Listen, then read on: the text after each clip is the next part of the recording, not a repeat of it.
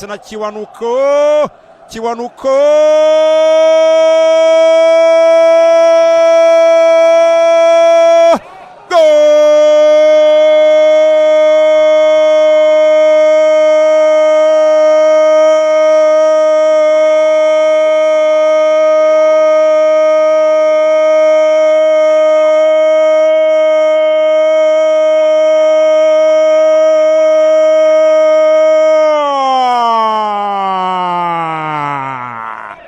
zamukara umupira neza cyane Hakimu Kiwanuka ku ruhande rw'iburyo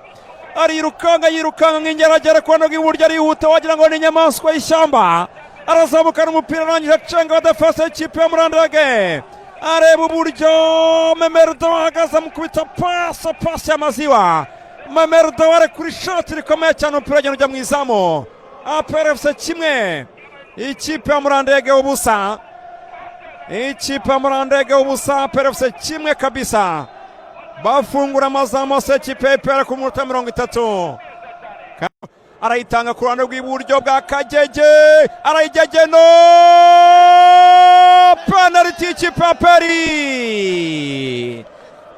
ikipe ya APR ikosa rikorewe William Togwi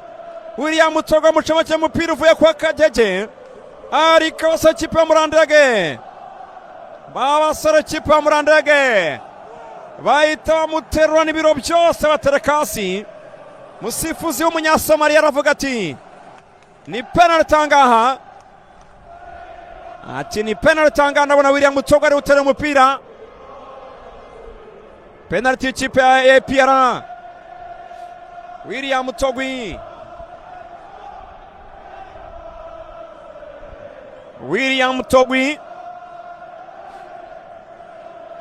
attention William Togwi niwe ugiye guterera penalty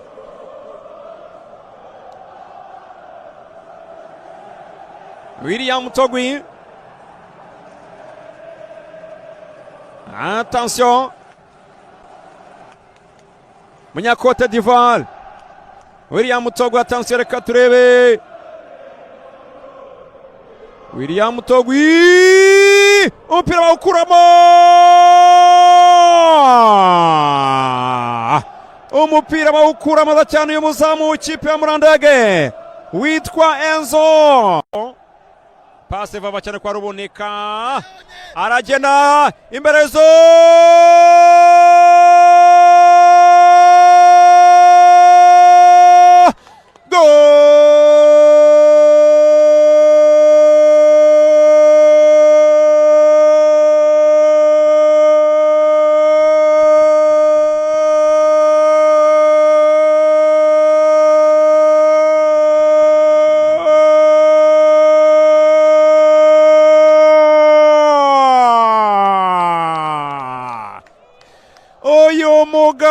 umuganda Hakimu Kiwanuka zirukanisha benshi batazatsinda imipira bahaye uyu muganda Hakimu Kiwanuka acomekera pasi nziza cyane William Togwi aramubwira ati noneho dore kosora amakosa yose wakoze ati gerageza wiyunga n'abanyakigali